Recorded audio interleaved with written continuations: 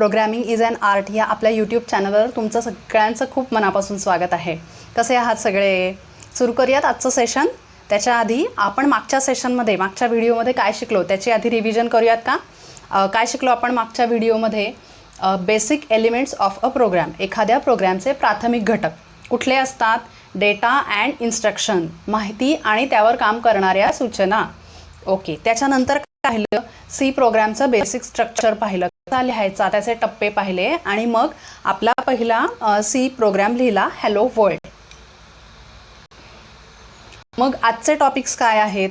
आज आपण एक्सप्रेशन्स पाहणार आहोत, त्याच्यानंतर सिम्पल सी ऑपरेटर्स पाहणार आहोत, त्याच्यानंतर बेसिक डेटा टाइप्स पाहणार आहोत, सी मधले व्हेरिएबल्स पाहणार आहोत आणि असाइनमेंट स्टेटमेंट पाहणार आहोत.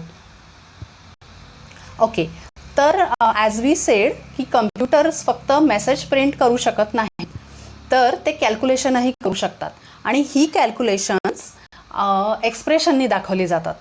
पण आता ही जर एक्सप्रेशन्स शिकायची असली तर आपल्याला काय काय शिकावं लागेल ते पाहूयात. तर त्याच्यासाठी आपल्याला ऑपरेटर्स शिकावे लागतील, डेटा टाइप्स शिकावे लागतील, व्हेरिएबल्स शिकावे लागतील, असाइनमेंट स्टेटमेंट म्हणजे काय असतं हे सगळं आपल्याला शिकावं लागेल. सो आता आपण स्टार्ट करूयात. ओके, आता हे आहेत सी मधले सिंपल अरिथमॅटिक ऑपरेटर्स. बरेच ऑपरेटर्स असतात पण आपण आज अरिथमॅटिक सिंपल ऑपरेटर्स पाहणार आहोत 5. ते कोणते कोणते आहेत? हा आहे मल्टिप्लिकेशन, त्याचं मीनिंग मी इथे लिहिलेलं आहे. पहिला आहे मल्टिप्लाय, दुसरा आहे डिव्हाइड, तिसरा आहे ॲड, त्याच्यानंतरचा आहे सबट्रॅक्ट आणि शेवटचा आहे मॉड्युलस. मल्टिप्लाय गुणाकार, डिव्हाइड म्हणजे भागाकार, ॲड म्हणजे अधिक बेरजेचं चिन्ह, सबट्रॅक्ट म्हणजे वजाबाकीचं चिन्ह आणि मॉड्युलस म्हणजे बाकी मिळते आपल्याला. आपण एका संख्येने दुसऱ्या संख्येला भागल्यानंतर जी बाकी उरते ती मॉड्युलस ह्या ऑपरेटरने आपल्याला मिळते. हे आहेत आपले सी मधले सिंपल अरिथमॅटिक 5 ऑपरेटर्स. मग आता हे ऑपरेटर्स वापरण्याचे सुद्धा काही नियम आहेत. तर ते काय आहेत? तर इथे लिहिलं आहे की मल्टिप्लिकेशन आणि डिव्हाइड हे जे ऑपरेटर्स आहेत they have precedence over plus and minus, म्हणजे त्यांना प्लस आणि मायनस ऑपरेटर्सच्या आधी प्राधान्य असतं. म्हणजे एखाद्या एक्सप्रेशनमध्ये मल्टिप्लाय डिव्हाइड पण असतील आणि प्लस मायनस पण असतील तर मल्टिप्लाय किंवा डिव्हिजन हे आधी केलं जाईल. आणि पण अजून एक नियम असाही आहे की जर सर्क्युलर पॅरेंथेसिस मात्र आले तर मग त्या सर्क्युलर पॅरेंथेसिसच्या आतमध्ये जे काय असेल कॅल्क्युलेशन करायचं त्याला जास्ती प्राधान्य असतं. मग आतमध्ये प्लस मायनस जरी असलं तरी चालेल, पण circular parenthesis have precedence over multiply and divide. मग आता 2 एक्झाम्पल्स इथे घेतलेली आहेत. पहिलं काय आहे तर 1 + 2 मल्टिप्लाय बाय 3. आता ह्या एक्सप्रेशनमध्ये प्लस पण येत आहे, मल्टिप्लाय पण येत आहे. सो आपण आत्ताच पाहिलं मल्टिप्लायला आधी प्राधान्य मिळेल. सो 2 × 3 हे आधी कॅल्क्युलेट केलं जाईल. 2 × 3 म्हणजे 6 येईल आणि मग ते 1 मध्ये ॲड केलं जाईल. बेत्रिक असं ते 6 येईल आणि ते 6 1 मध्ये ॲड केल्यानंतर 7 हे उत्तर येईल. मग इथे दुसरं उदाहरण मी काय घेतलंय तर तेच नंबर्स तेच घेतले, पण आता 1 + 2 ला मी सर्क्युलर पॅरेंथेसिस टाकलंय. तर आपण पाहिलं की पॅरेंथेसिसच्या आतमध्ये जे असेल ते मग आधी कॅल्क्युलेट केलं जाईल. मग जरी प्लस असलं, बेरीज असली तरी ती आधी केली जाईल. त्याच्यामुळे 1 + 2 हे मी ठळक दाखवले. 1 + 2 हे आधी केलं जाईल. 3 उत्तर येईल. 3 × 3 म्हणून उत्तर 9 असं ह्या एक्झाम्पलचं उत्तर येईल. असं कम्पेअर करून मी तुम्हाला दाखवलं आहे की ते एक्सप्रेशन पण सर्क्युलर ब्रॅकेट्स टाकल्यामुळे उत्तर कसं बदलू शकतो. ओके, त्याचे सिंपल ऑपरेटर्सचे नियम पाहिले आपण. सो आता एक एक्सप्रेशन आपण त्याच्यामुळे बनवलं, आपल्याला ऑपरेटर्स थोडे कळल्यामुळे, त्याचे नियम कळल्यामुळे आपण त्या एक्झाम्पलमध्ये एक एक्सप्रेशन बनवलं. तर ते एक्सप्रेशन आपण प्रोग्राममध्ये वापरून पाहूयात काय होतं. Now let's see 1 program. Main function call केलं, ते करावं लागेल. त्याच्यानंतर मेन फंक्शनच्या आतमध्ये येण्यासाठी आधी curly brackets opening curly brackets वापरावी लागते, उघडणारी कर्ली ब्रॅकेट वापरायची. मग ते स्टेटमेंट लिहायचं जे तुम्हाला हवं असेल ते. मी इथे ते आपलं एक्सप्रेशन लिहिलं आहे, सेमिकोलन दिला आणि अजून आपल्याला काहीच करायचं नाहीये म्हणून रिटर्न लिहिलं, सेमिकोलन दिला, रिटर्न स्टेटमेंट लिहिलं, सेमिकोलन दिला आणि कर्ली एंडिंग कर्ली ब्रॅकेट, संपणारी कर्ली ब्रॅकेट टाकून प्रोग्राम संपला. आता ह्याचा आउटपुट काय असेल, तर इथे एक नल इफेक्ट वॉर्निंग येईल. आता नल इफेक्ट वॉर्निंग म्हणजे काय, तर ह्याचा अर्थ असा आहे की तो कंपायलर तुम्हाला सांगतोय की there is a correctly written but useless statement in the program. म्हणजे एक व्यवस्थित सिंटॅक्टिकली नियमानुसार लिहिलेलं, करेक्टली लिहिलेलं एक्सप्रेशन स्टेटमेंट आहे, पण युजलेस, ज्याचा काहीही उपयोग नाही, असं एक स्टेटमेंट प्रोग्राममध्ये आहे, अशी ती वॉर्निंग येईल आणि प्रोग्राम एंड होईल. सो ह्याचा अर्थ काय होतो या सगळ्याचा, की आपण आता एक कॅल्क्युलेशन कसं करायचं हे तर पाहिलं, पण ते आपण कुठेही स्टोअर करत नाही आहोत, युजरला दाखवत नाही आहोत. सो ह्या सगळ्याचा काही उपयोग होणार नाही मग. सो त्याचा अर्थ काय, we have to store the results of our calculation. जे कॅल्क्युलेशन आपण करतो आहोत ते आपण कुठेतरी स्टोअर केले पाहिजेत. आता ते कुठे केले पाहिजेत स्टोअर, त्याच्यासाठी व्हेरिएबल हा कन्सेप्ट अस्तित्वात आला. आपण आता शिकूयात व्हेरिएबल्स म्हणजे काय बघूयात. काय लिहिलं आहे, C allows us to store values in variables. C आपल्याला व्हॅल्यूज व्हेरिएबल्समध्ये स्टोअर करू देते. Variable is a location in memory where we store values. Variable हे मेमरीमधलं असं लोकेशन आहे जिथे आपण आपल्या व्हॅल्यूज स्टोअर करू शकतो.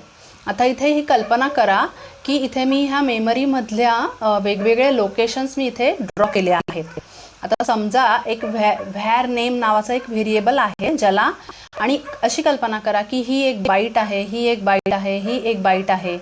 तर त्या व्हेरिएबलला 2 बाईट्स लागणार आहेत स्टोअर करायला. तर त्याच्यासाठी ह्या 2 बाईट्सच्या खाली म्हणून मी व्हेरिएबलचं नाव लिहिलं आहे. अशी कल्पना करा की ही मेमरीमधल्या बाईट्स आहेत वेगवेगळ्या, आणि 2 बाईट्सचं मिळून एक व्हेरिएबल बनतं आहे. म्हणून त्याच्या खाली मी व्हेरिएबल नेम, म्हणजे तुम्हाला जे हवं असेल ते नेम तुम्ही व्हेरिएबलला देऊ शकता, म्हणून मी जनरल व्हेरिएबल नेम असं त्याचं नाव खाली दिलं आहे. Okay, so every variable is identified by a specific name. तर मी आत्ता जसं म्हटलं तसं आपल्याला व्हेरिएबलला नावही देता येतं. पण आता ह्या टर्मिनॉलॉजी जी आहे, व्हेरिएबल नावाची टर्मिनॉलॉजी, व्हेरिएबल हा शब्द कुठून आला, तर व्हेरिएबल हे नाव का दिलं गेलं, तर because variable is such a location in memory. मेमरीमधलं असं लोकेशन आहे which can be changed or can be vary by our programme.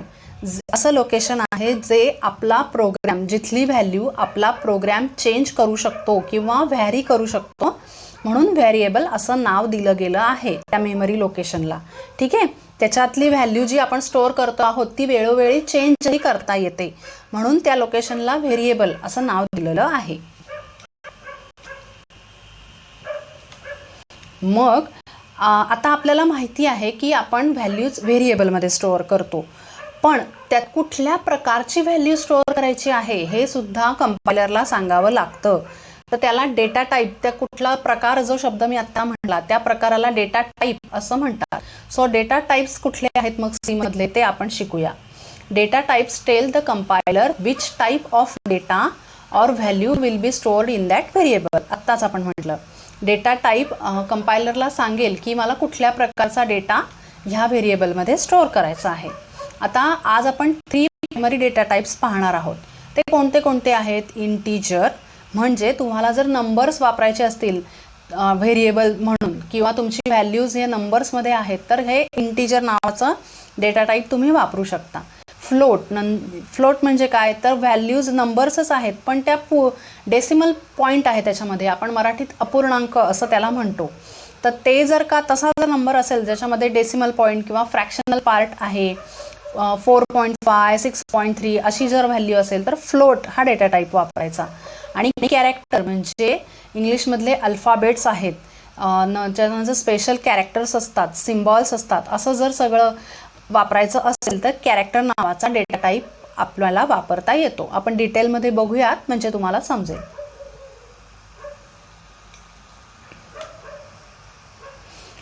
For example, आता आपण व्हेरिएबल म्हणजे शिकलो काय आहे ते, आणि त्याचा डेटा टाईपही सांगावा लागतो हे आपण आत्ता पाहिलं.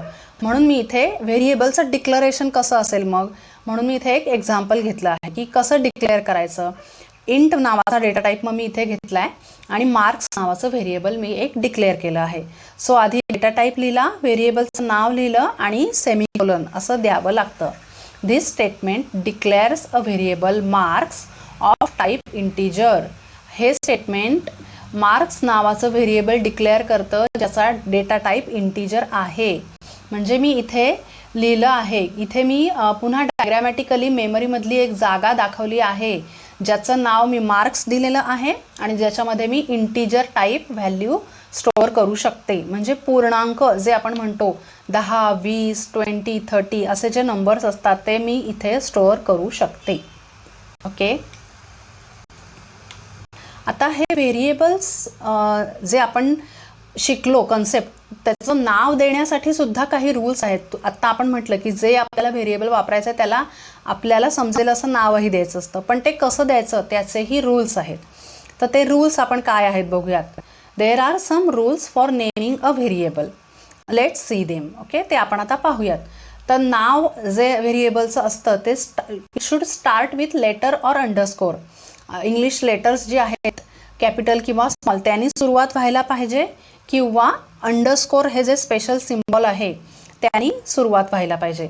आणि त्यांनी सुरुवात ह्या दोन्हीपैकी कशाने तरी सुरुवात झाली की देन आफ्टर दॅट त्याच्यानंतर कितीही लेटर्स, कितीही डिजिट्स, कितीही अंडरस्कोर्स तुम्ही वापरू शकता. आता एक्झाम्पल दिलं आहे मी, स्कूल अंडरस्कोर नेम. करेक्ट आहे कारण एस लेटर ह्या अल्फाबेटनी सुरुवात झाली आहे. नंतर अंडरस्कोर न्यू ॲड्रेस. करेक्ट आहे कारण अंडरस्कोरनी सुरुवात झालेली आहे. अजून एखादा एक नियम काय आहे की upper case is different from lower case. म्हणजे आता इथे मी एक सॅम नावाचं शब्द नाव घेतलं आहे, तर स्मॉल लेटर्समधलं Sam is different from capital लेटर्समधलं लिहिलेलं सॅम. हे असं डिफरंट आहे असं सी अलाउ करतं आपल्याला. पण कन्फ्युजन होत असल्यामुळे शक्यतो असं साधारण सेम असणारी नावं देऊच नयेत, सरळ वेगवेगळी व्हेरिएबल्सची नावं द्यावीत. आणि अजून एक महत्त्वाचा नियम असा आहे की रिझर्वड वर्ड्स असतात, इंटिजर, फ्लोट, व्हाईल, फॉर. ह्याचा अर्थ काय, तर आपण जे प्रोग्रॅमिंग लिहितो आहोत ज्या नियमानुसार, ज्या पद्धतीनुसार, त्याच्यामध्ये कंपायलरने आधी स्वतः काही वर्ड्स तयार केले आहेत लॉजिक आपलं सगळं लिहिण्यासाठी. तर इंटिजर, फ्लोट हे तर तुम्हाला कळलं हे डेटा टाईप्सच आहेत. त्याच्यामुळे असे जे आधीपासून बनवलेले शब्द आहेत, रिझर्वड वर्ड्स म्हणतात त्याला, ते आपण आपल्या व्हेरिएबलच्या नावासाठी वापरू शकत नाही. तर ते कुठले कुठले रिझर्वड वर्ड्स आहेत हे सुद्धा तुम्ही हळूहळू प्रोग्रॅमिंग करायला लागाल तेव्हा तुम्हाला समजेल. आता व्हेरिएबल्सच्या नावाचे रूल पाहिल्यामुळे एक्झाम्पल्स बघूयात. एखादं करेक्ट लिहिलेलं व्हेरिएबल नेम काय असू शकतं, ॲव्हरेज. असं ॲव्हरेज ऑफ ऑल ग्रेड्स. आता मला कुठल्या तरी मार्क्सचं ॲव्हरेज काढायचं आहे, त्याची कमेंट मी इथे लिहिली आहे, त्याच्यामुळे हे व्हेरिएबल मी डिक्लेअर केलं आहे. करेक्ट आहे. त्याच्यानंतर name of students, total number of students, total number of students क्लासमधले किती आहेत ते मला ह्याच्यात स्टोअर करायचं आहे म्हणून मी असं नाव दिलं आहे, जे करेक्ट आहे. अल्फाबेटनी सुरुवात होतीये. कुणाचं नाव तुम्हाला स्टोअर करायचं आहे तर नेम व्हेरिएबल आहे. तुम्हाला कधीतरी आपल्याला काउंटिंग करावं लागतं एखाद्या प्रोग्राममध्ये, सो काउंट नावाचं व्हेरिएबल मी लिहिलं आहे. हे सगळे करेक्टली रिटर्न व्हेरिएबल नेम्स आहेत. तुम्ही बघू शकता अल्फाबेटनी सुरुवात झालेली आहे. ओके, सो आता काही रॉंग पद्धतीने लिहिलेली चुकीची व्हेरिएबल नेम्स काय असू शकतात, तर थर्ड एंट्री हे चुकीचं का आहे, इट बिगिन्स विथ अ नंबरनी सुरुवात झाली आहे, चालणार नाही आहे. त्याच्यानंतर ऑल डॉलर डन हे कंटेन्स डॉलर असं स्पेशल सिम्बॉलमध्ये चालणार नाही. त्याच्यानंतर द एंड तो मध्ये स्पेस आली आहे तर मध्ये व्हाईट स्पेस चालणार नाही. आणि इंटिजर आत्ताच आपण पाहिलं की रिझर्वड वर्ड आहे त्याच्यामुळे तो वापरता येणार नाही. त्यामुळे अशी जर चुकीची नावं दिली तर एरर्स येतील प्रोग्राममध्ये. सो ही एक्झाम्पल्स आहेत चुकीचे व्हेरिएबल नेम्सची. सी मध्ये प्रायमरी डेटा टाइप्स पाहूयात. पहिला कुठला आहे, integer. This data type is used for integer numbers. आपण आत्ताच पाहिलं की पूर्णांक जेव्हा नंबर्स आपल्याला जेव्हा वापरायचे असतात तेव्हा हा डेटा टाईप वापरायचा. त्यांच्यामध्ये डेसिमल किंवा फ्रॅक्शनल पार्ट नसतो. एक्झाम्पल्स दिले आहेत 167 -24. पॉझिटिव्ह नंबर्स पण निगेटिव्ह नंबर्स पण दोन्ही इंटिजरमध्ये वापरता येतात. पण 8.3 एक्झाम्पल दिलं आहे. 8.3 is not an integer, it contains decimal point. So okay, so general form of declaration काय असेल? इंटिजर डेटा टाईप वापरला तर इंटिजर नाव लिहावं लागतं. सम नावाचं एखादं व्हेरिएबल, कोणतंही व्हेरिएबलचं नाव लिहायला लागतं, सेमिकोलन आणि कमेंट. ते व्हेरिएबल कशाविषयी आहे त्याची कमेंट लिहावी लागते. आता ठीक आहे, ओके. एक्झाम्पल तुम्हाला डिक्लरेशन कळलं, ठीक आहे. Computers use binary digits 0 and 1 called bits. आणि 8 बिट्सचा मिळून एक बाईट होतो. 8 बिट्सचा मिळून 1 बाईट होतो. आणि number of bits use to hold integer values varies from machine to machine. प्रत्येक कॉम्प्युटरमध्ये ही इंटिजरची व्हॅल्यू स्टोअर करण्यासाठी लागणाऱ्या बिट्स ह्या कमी जास्ती असतात. पण जनरली 2 बाईट्स म्हणजे आत्ता आपण काय पाहिलं, 8 बिट्सचा 1 बाईट म्हणजे 2 बाईट्स असले तर 16 बिट्स. तर जनरली प्रत्येक कॉम्प्युटरमध्ये इंटिजर व्हॅल्यू स्टोअर करण्यासाठी 16 बिट्स राखीव करून ठेवलेल्या असतात. हे इथे मी सगळं लिहिलेलं आहे. Generally it takes 16 bits means 2 bytes to hold an integer value. मग आता जेव्हा 16 बिट्स मेमरीमधल्या जागा आपल्याला मिळाली आहे, तर मी कोणता नंबर ह्या इंटिजर व्हेरिएबलमध्ये स्टोअर करू शकते? तर असं त्याची रेंज सांगता येईल की ह्या रेंजपासून ह्या रेंजपर्यंतचा कुठलाही नंबर तुम्ही ह्या इंटिजर व्हेरिएबलमध्ये स्टोअर करू शकता. मग ती रेंज कशी काढायची? तर त्याच्यासाठी एक रूल आहे की आता समजा 2च बिट्स जर दिल्या राखीव तुम्हाला, तर त्याच्यामध्ये किती नंबर्स मावू शकतात? तर त्या 0 आणि 1 हे 2 नंबर्सच दिले तर त्याच्या किती कॉम्बिनेशन्स होऊ शकतात? तर 0 0 होईल, 0 1 होईल, 1 0 होईल आणि 1 1 होईल. हे 4 कॉम्बिनेशन्स होऊ शकतात 2च बिट्स जर दिल्या तर. म्हणजेच जर 2 बिट्स दिल्या तर 4 नंबर त्या जागेमध्ये आपण स्टोअर करू शकतो. मग ह्याच्यावरून रूल काय होतो तयार की जेवढ्या बिट्स दिल्या असतील तेवढी 2 ची पॉवर काढायची. सो 2^2, 2 ची सेकंड पॉवर ही 4 आली. त्याच्यामुळे या 2 बिट्स दिल्या तर 4 नंबर आपण स्टोअर करू शकतो, असा रूल आहे. तर आपल्याला आता 16 बिट्स आहेत इंटिजरसाठी, म्हणून इथे कॅल्क्युलेशन केलं आहे की 2^16. सो दोनाची 16 पर्यंतची पॉवर किती येईल? तर 65,535, 65,535 शून्यापासून 65,535 इथपर्यंतचा कोणताही नंबर तुम्ही इंटिजर व्हेरिएबलमध्ये स्टोअर करू शकता. पण आता मी इथे फक्त ह्या 65 मध्ये फक्त पॉझिटिव्ह नंबर्सच घेतलेत. पण आपण बघितलं की निगेटिव्ह नंबर सुद्धा आपण स्टोअर करू शकतो. जर ते करायचे असले तर बरोबर अर्धी रेंज ही निगेटिव्ह नंबर्ससाठी द्यावी लागेल. म्हणून -32,768 पासून प्लस अधिक 32,767 इतक्या नंबरपैकी कोणताही नंबर तुम्ही इंटिजर व्हेरिएबलमध्ये स्टोअर करू शकता, असा त्याचा अर्थ झाला. सो इथे कल्पना करा की ह्या सगळ्या बिट्स आहेत मेमरीमधल्या. सो इथे मी ह्या 8 बिट्स काढलेल्या आहेत पहिल्या रोमध्ये. सो अशी कल्पना करा की ही 1 बाईट झाली आणि इथे खालच्या ज्या 8 बिट्स आहेत त्याची 1 बाईट बनेल. सो तुम्हाला कळेल की ही एवढी जागा 2 बाईट्स म्हणजे ही एवढी जागा मेमरीमध्ये इंटिजर व्हॅल्यू स्टोअर करण्यासाठी राखून दिलेली आहे. तुम्हाला कल्पना येण्यासाठी मी मेमरी रिप्रेझेंटेशन म्हणून इथे फक्त हे एक टेबल काढलं आहे की तुम्हाला कल्पना करता येईल की मेमरीमध्ये कसं दिसेल. कारण कोणताही नंबर हा बिट्समध्येच लिहिला जाणार आहे, म्हणून या बिट्स इथे मी काढलेल्या आहेत, आयदर 0 किंवा 1. ओके, जसा इंटिजर डेटा टाईप पाहिला तसाच फ्लोट डेटा टाईप आहे. So this is used when we have real numbers. Real म्हणजेच ज्याच्यामध्ये फ्रॅक्शनल पार्ट असतो. 12.5, 56.33 त्याचं एक्झाम्पल दिलेलं आहे. सो आता जनरली फ्लोट व्हॅल्यू जर का मेमरीमध्ये स्टोअर करायची असेल तर किती जागा मिळते, तर 4 बाईट्स मिळतात. जे इंटिजरला 2 मिळत होत्या इथे 4 बाईट्स मिळतात, म्हणजेच 32 बिट्स मिळतात, म्हणजेच खूप जास्ती जागा मिळते. आणि त्याच्यामुळे आपल्या रूलनुसार 2⁻32 32वी पॉवर 2 ची जेवढी येईल ती जेवढी व्हॅल्यू येईल तेवढी नंबर्स 0 पासून आपल्याला अवेलेबल आहेत. त्यातला कोणताही नंबर फ्लोट डेटा टाईप वापरून व्हेरिएबलमध्ये आपण स्टोअर करू शकतो. तर ती व्हॅल्यू फक्त इथे दिलेली आहे की 3.4 × 10⁻⁻38 टू 3.4 × 10⁻+38 ह्याच्यापैकी कोणतीही व्हॅल्यू आपण फ्लोट डेटा टाईप वापरून व्हेरिएबलमध्ये स्टोअर करू शकतो. आता कॅरेक्टर डेटा टाईप बघूया. The type character represent single character. जेव्हा आपल्याला सिंगल कॅरेक्टर्स आता वापरायची आहेत, आपल्या पहिलं व्हिडिओमध्ये शाळेचं उदाहरण आपण घेतलं आहे, त्याच्यामध्ये विद्यार्थ्यांची माहिती आपण स्टोअर करत आहोत. तर त्याच्यामध्ये मग आता हे सगळं तुम्ही शिकताय, हे जरी टेक्निकली खूप तुम्हाला कठीण वाटलं तरी जेव्हा ती माहिती खरी प्रोग्राम तसा जेव्हा आपण लिहू तेव्हा ह्या सगळ्या डेटा टाईप्सचा अर्थ तुम्हाला समजेल.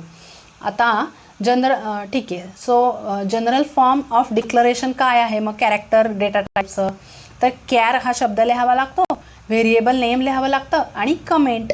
फॉर एक्झाम्पल मी एक कॅरेक्टर व्हेरिएबल डिक्लेअर केलं आहे, कॅर लिहिलं आहे, पुढे जेंडर लिहिलं आहे, to store the gender of a student. आता मुलांची माहिती, विद्यार्थ्यांची आपण माहिती लिहितोय, तर शाळेत आलेला मुलगा आहे की मुलगी आहे, विद्यार्थिनी, हे मला आता स्टोअर करायचं आहे. तर मी काय करीन, तर कॅर जेंडर नावाचं एक व्हेरिएबल मी डिक्लेअर करीन आणि खाली ते डिफाईन करीन. मग तिथे मी जेंडरला एम लिहू शकते किंवा जेंडरला मी एफ लिहू शकते. जर मुलाची माहिती लिहायची असेल तर जेंडरला मी एम म्हणून लिहीन आणि जर मुलगी असेल तर जर मुलगी असले तर व्हॅल्यू एफ लिहीन जेंडरच्या व्हेरिएबलमध्ये. ओके. सो आता कॅरेक्टर व्हेरिएबल, मग कॅरेक्टर डेटा टाईपसाठी किती जागा शिल्लक असते किंवा किती जागा रिझर्व केलेली असते, तर ती 1 बाईट असते. सो किती बिट्स, 8 बिट्स, 8 बिट्स कॅरेक्टर व्हेरिएबलला, कॅरेक्टर डेटा टाईपला स्टोअर रिझर्व दिलेल्या आहेत.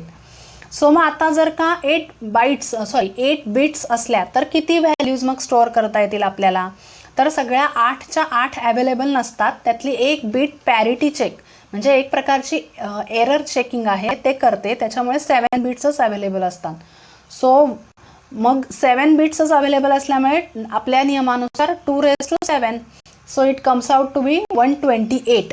128 डिफरंट नंबर्स आहेत जे आपण कॅरेक्टरसाठी वापरू शकतो. आता तुम्हाला कन्फ्युजन होईल की आपण कॅरेक्टर्स विषयी बोलतोय तर मी नंबर्समध्ये का सांगते. सो तुम्हाला माहिती आहे कम्प्युटर्सला फक्त नंबर्स कळतात आणि ते सुद्धा 0 आणि 1. सो एनी हाऊ तुम्ही जरी कॅरेक्टरमध्ये माहिती टाकलीत तरी ती आतमध्ये कंपायलरकडून नंबर्समध्ये, बायनरी नंबर्समध्ये कन्व्हर्ट केली जाते. सो एक अस्की स्टँडर्ड म्हणून कन्सेप्ट आहे ज्याच्यामध्ये every character when enclosed in single quotes represents a number. ते जे सिंगल क्वेश्चन मार्कमध्ये डिक्लेअर केलेलं अल्फाबेट आहे, कॅरेक्टर आहे, ते एका नंबरला करस्पॉन्ड करतं. आणि अस्की टेबल नावाचं एक टेबल आहे ज्याच्यामध्ये त्या कॅरेक्टरसाठी कुठला नंबर आहे हे अस्की टेबलमध्ये कळतं. सो तुम्ही जरी एम लिहिलात तरी एम कम्प्युटरला दिसणार नाहीये, एमशी करस्पॉन्डिंग जो नंबर आहे अस्की टेबलमध्ये तो आपोआपच कंपायलरकडून कम्प्युटरला दिला जाईल. एफ लिहिलात तर एफचा करस्पॉन्डिंग नंबर कम्प्युटरला दिला जाईल. ओके. आता आपण पुढचा कन्सेप्ट बघूयात. आता आपल्याला व्हेरिएबल कळलं आहे, त्याचे डेटा टाईप्स कळले आहेत, व्हेरिएबल लिहायचं कसं हे कळलं, डेटा टाईप्स कोणते, कधी वापरायचे, त्याचा अर्थ काय, किती जागा मिळते मेमरीमध्ये, हे सगळं आपण बघितलं. आता पुढचा एक कन्सेप्ट आपण बघूयात. असाइनमेंट स्टेटमेंट म्हणजे काय ते बघूयात, पण त्याच्या आधी आपण थोडीशी पुन्हा एकदा रिव्हिजन करूयात. काय काय शिकलो आपण आत्ता ते आपण बघूयात. आपण सुरुवात ऑपरेटर्सनी केली. आपल्याला आज एक्सप्रेशन्स शिकायची आहेत. तर एक्सप्रेशन्ससाठी आधी आपल्याला ऑपरेटर्स शिकावे लागतील. सिंपल ऑपरेटर्स शिकलो, त्याच्यानंतर ते वापरून आपण एक एक्सप्रेशन तयार केलं. त्याचं उत्तर कसं येतं, त्याचे नियम आहेत ऑपरेटर्स वापरायचे, त्याप्रमाणे उत्तर कसं बदलू शकतं ते आपण पाहिलं. त्याच्यानंतर आपल्याला लक्षात आलं की नुसतं एक्सप्रेशन्स शिकून काही उपयोग नाही आहेत, त्याची व्हॅल्यू कुठेतरी स्टोअर करायला लागेल. त्याच्यामुळे आपण व्हेरिएबल्स म्हणजे काय ते शिकलो.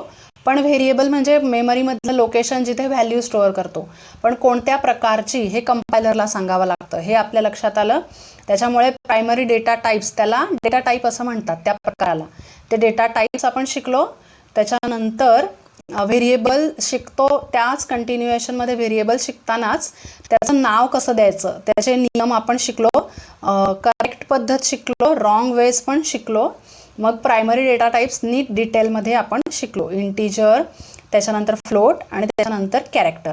आता आपण व्हेरिएबल्स शिकलोय, त्याचे डेटा टाईप्स शिकलोय. आता असाइनमेंट ऑपरेटर म्हणजे काय ते आपण मग बघूयात. मग इथे काय लिहिलं आहे, variables are given value through assignment statement. For example, answer is equal to the expression. म्हणजे काय, this is an assignment statement. Variables शिकलो आपण, त्याच्यानंतर एक्सप्रेशन्स शिकलो, पण ती व्हॅल्यू व्हेरिएबलमध्ये टाकायची कशी, सो ती असाइनमेंट स्टेटमेंटनी टाकता येते. हे जे इक्वल टू साईन जी दिसतीये त्याला असाइनमेंट ऑपरेटर असं म्हणतात. This is an assignment statement. The variable answer on the left hand side of equal to sign is assigned. हे जे व्हेरिएबल आहे त्याला असाइन केली आहे the value of the expression on the right hand side. ह्याला ही value assign केलेली आहे with the use of assignment operator. The semicolon ends the statement. So याचं असाइनमेंट स्टेटमेंट कसं लिहायचं, लेफ्ट हँड साईडला व्हेरिएबल नेम, राईट हँड साईडला expression आणि मध्ये इक्वल टू नावाचा ऑपरेटर, असाइनमेंट ऑपरेटर. आणि ह्या स्टेटमेंटचं एंड सेमिकोलननी झालं पाहिजे. सो तुम्हाला कळलं की व्हेरिएबल्स म्हणजे काय ते शिकलो, एक्सप्रेशन शिकलो, कॅल्क्युलेशन कसं करायचं शिकलो, पण ती व्हॅल्यू त्या व्हेरिएबलमध्ये टाकायची तर असाइनमेंट ऑपरेटरनी. आणि त्या स्टेटमेंटला काय म्हणायचं, असाइनमेंट स्टेटमेंट. ओके, त्याचंच मी एक डायग्रामॅटिक रिप्रेझेंटेशन इथे दिलं आहे की नुसतं इंटीजर आन्सर एक व्हेरिएबल नुसतं डिक्लेअर केलं तर काय होईल, तर मेमरीमध्ये त्याच्यासाठी एक जागा, एक लोकेशन रिझर्व्ड होईल. पण तिथे काही व्हॅल्यू असेल का, कोणतीही व्हॅल्यू आपण अजून टाकलेलीच नाही आहे. सो तिथे एक क्वेश्चन मार्क तो दाखवतोय. आणि दुसऱ्या स्टेटमेंटमध्ये त्याच व्हेरिएबलला व्हॅल्यू असाइन केली आहे. सो त्याचं आन्सर 9 येत आहे, त्याच्यामुळे त्या मेमरी लोकेशनला 9 ही व्हॅल्यू त्याच्यामध्ये जाऊन स्टोअर झाली आहे हे तुम्हाला दिसेल. सो असं डायग्रॅमॅटिकली पाहिलं की तुमच्या ह्या स्टेटमेंट्सचा अर्थ लवकर लक्षात येईल. सुरुवातीला काहीच नव्हतं त्या जागी आणि व्हॅल्यू असाइन केल्यावर लगेच ती व्हॅल्यू त्या लोकेशनला स्टोअर झाली. सो आत्तापर्यंत जे शिकलो आजच्या सेशनमध्ये त्याच्यासाठी मग let's put it all together in a program. एक प्रोग्राममध्ये ते सगळं आपण टाकूयात आणि तो प्रोग्राम शिकूयात. तर काय आहे तो प्रोग्राम, हेडिंग कमेंटली लिहिलेली आहे, program to display value stored in a variable. हेच शिकलो ना आज आपण. व्हेरिएबल्स म्हणजे काय शिकलो, व्हॅल्यू त्याच्यात टाकायची कशी शिकलो आणि शेवटी आपण ती प्रिंट कशी करायची हे बघूयात. सो काय आहे प्रोग्राम. पहिलं स्टेटमेंट मी standard input output package add केलेलं आहे कारण आपल्याला प्रिंट एफ फंक्शन वापरायचं आहे. सो त्याचा नियम काय आहे, हॅश नावाचं स्पेशल सिम्बॉल आहे, हॅश नंतर लगेचच इन्क्ल्यूड लिहायला लागतं. मग ॲरोज जे आहेत असे ॲरोज काढून आतमध्ये stdio.h असं लिहावं लागतं.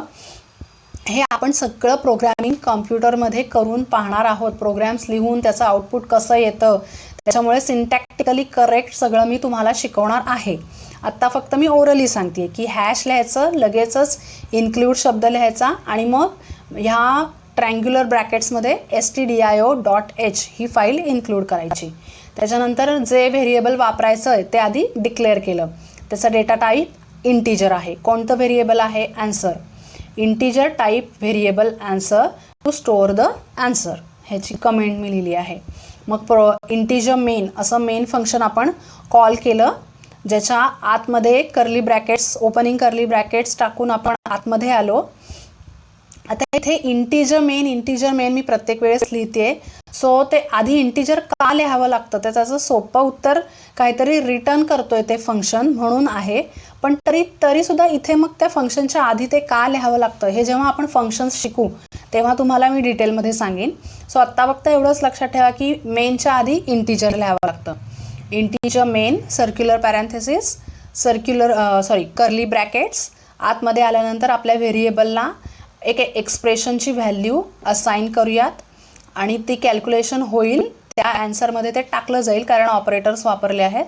आणि प्रिंट एफ नावाचं फंक्शन कॉल केलं आहे ज्याच्यामध्ये वाक्य लिहिलं आहे जे तसंच्या तसं प्रिंट होईल, एक्सेप्ट फक्त हे %d जे आहे त्याच्याऐवजी ॲन्सरची जी व्हॅल्यू आहे ती ह्या %d मध्ये टाकली जाईल जी 9 आहे. आणि मग रिटर्न स्टेटमेंट कॉल करून प्रोग्राम एंड होईल.